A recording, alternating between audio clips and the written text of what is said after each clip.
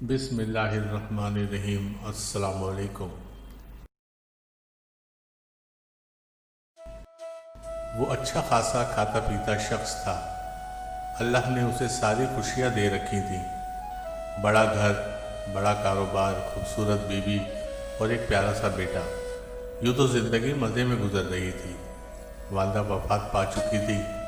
बाप दूसरी मंजिल के एक कमरे में रहता था, मगर इसके बूढ़े और बीमार वालिद की वजह से इसकी बीवी का मूड अक्सर ख़राब रहता था।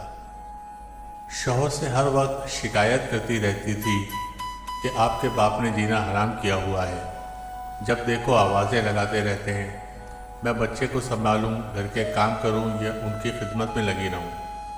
सीढ़ियां चढ़ने से मेरी टांगें दुख जाती हैं, तुम इनका कोई इंतज़ाम कर दो।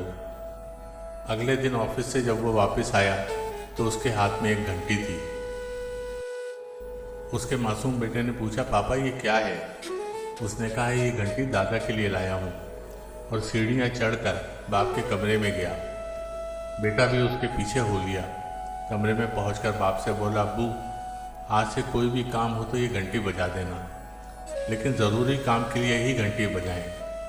इसका बेटा सब खामोशी से देख रहा था। कुछ अरसे बाद इसके बूढ़े वालिद का इंतकाल हो गया।